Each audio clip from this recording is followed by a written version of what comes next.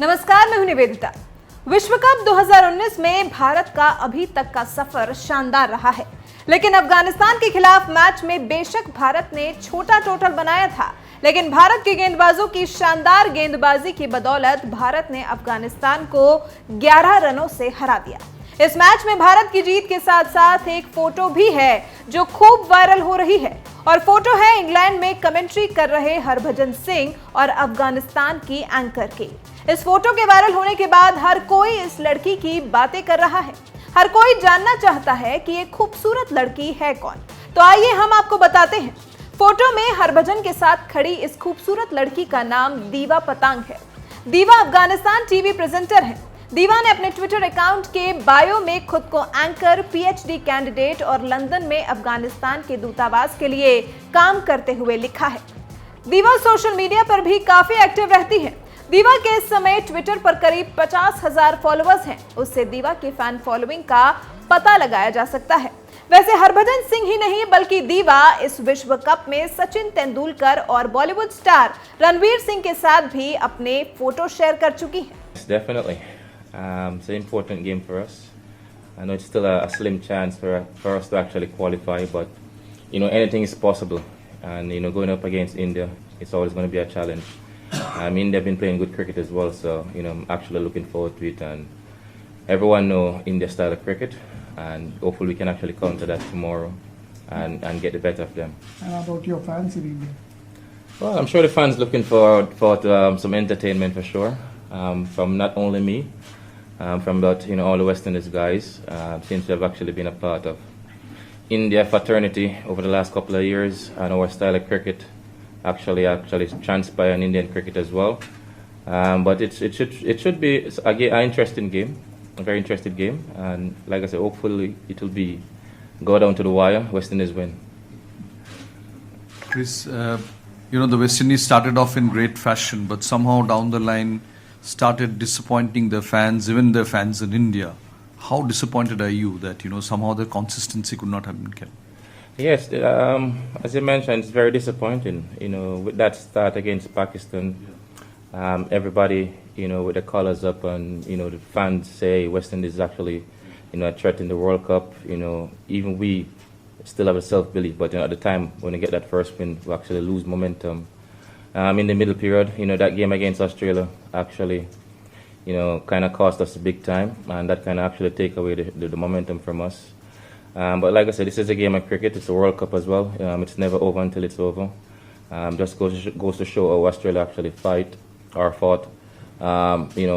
What's his name? Who got 98 runs for his team? I forgot his name. Coulter. So he actually came and take the game away from us when we were actually cruising at that particular time. So it's just one of those things. And I said, hopefully these youngsters can use these things as a learning experience. And whenever these times occur again, we don't make those same mistakes. Chris, here, wanted to know that another 3 matches, your career for West Indies will end. Like, if you look at your international career, your best times was not the best time of West Indies cricket, but you did your best. So, as you look back at your career, like how satisfied or sad you are, and where do you see yourself among the pantheon of West Indies greats? Where do you see yourself? I'm definitely up there. I'm definitely up there with the greats, without a doubt. Like I said, enjoy each and every moment of West Indies, playing for West Indies. Like I said, it's still not the end. Still have a few games to go, and maybe another series to go as well. So who knows? We'll see what happens. But like I said, it's been it's been a lot of ups and downs. I gotta say, and I really enjoy each and every moment. But we share some quality moments with some quality players as well. Started my career with the likes of Courtney Walsh, Curtly Ambrose. You watch those guys on TV, then you realize you're in a dressing room, with this bunch of guys. And Brian Lara, his first captain as well, Carl Hooper. So it's some quality moments when you look back on it. I would have to analyze it and give you full details and a better exclusive interview on that particular moment, and then we can take it further. But like I said, I couldn't ask a better career player representing West Indies. Chris, What has your advice been to the younger batsmen who are the ones who seem to have struggled at the World Cup, whether it is Darren Bravo, not got as many runs, or the opener, been as consistent as the team would have wanted? What are your impressions and your sort of interactions with them been like?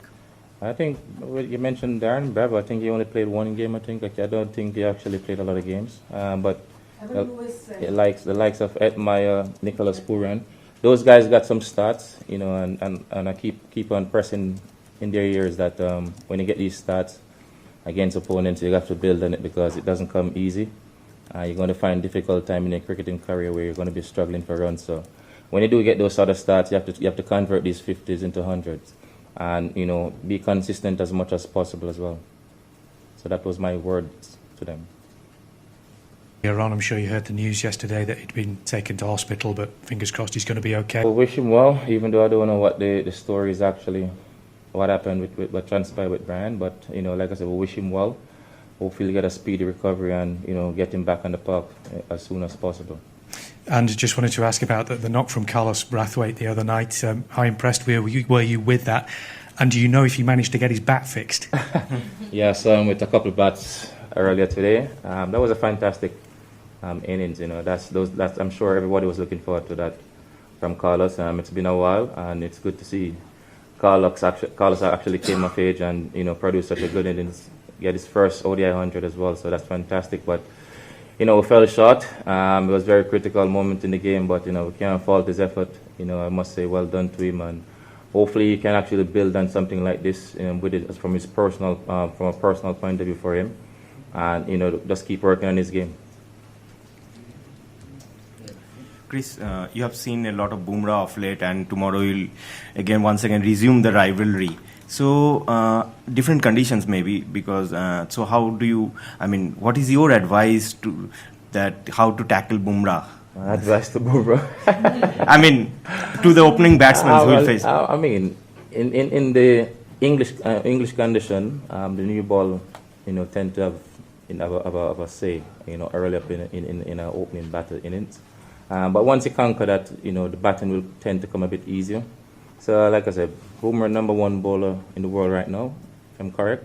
So, like I said, he's a world-class bowler now, producing all formats, I should say. And, you just take him to stride, just another bowler, and, play him according to the situation. Krish, after this World Cup, what are your plans going forward? And in your career, what are your personal memorable moments and not so memorable moments? My plans after the World Cup, I'll maybe play a test match against India, and then I'll definitely play the ODIs against India. I won't play the T20s. That's my plan after the World Cup. Memorable moments in your career? Well, 2 triple centuries in Test cricket. Those two will definitely be on top. Double 100 in World Cup as well. So those are a couple of the moments I can actually come up with at this particular time. But there's a lot more to actually talk about. But if to get in details, it would be a long list, to be honest with you. But I'll stick with those for now. Chris, with 3 matches in the World Cup to go, is there something that you would like to achieve other than for the team personally as a batsman? Oh yeah, but no one will actually see it. In these 3 games, I love to get 100 as well. But if it doesn't happen, I can't actually complain or be too hard on myself. I've actually achieved a lot, but what I really wanted was actually to be in that playoff.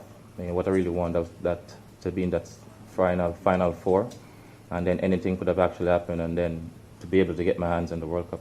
So we'll see what happens. What makes you angry? I don't know really. I'm not a hungry person really, unless you trouble me. Final question. Alexis, then the final one over there. Cramps, of course, in the past year, I feel like people have become, more excited about the way West Indies cricket has been going. They've shown some really good times. Anybody in this current squad or makeup of the West Indies, because Jason's spoken about how you're kind of like a good co-captain there, you know, to have anyone that has impressed you or you're expecting any big things from that could possibly be a mini universe boss? A mini universe boss, that's a serious name, eh? Exactly. Like I said, there's definitely the future bright for West Indies cricket, you know, without a doubt. The likes of Nicholas Pooran, Edmire, his name has been called in all formats of the game so far. But just for these guys to actually believe and build on these things, and the quicker they can learn as a youngster, trust me, it will be much, much better for them within their career going forward. But you know, Pooran, his work ethic, I must commend Pooran work ethic. It's fantastic for a youngster to actually just come into the team, and he's going to be a world beater. I hope I don't know if this is good, but Nicholas Pooran is going to be a savage youngster.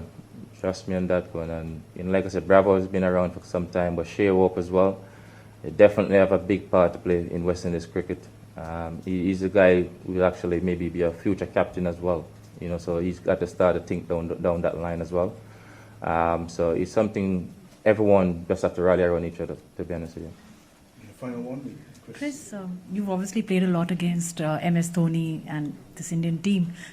Were you a bit surprised by the way Dhoni went into a shell against Afghanistan in the last match? Honestly, I didn't watch the game. Seriously, I didn't watch the game, so I can't comment on the legend.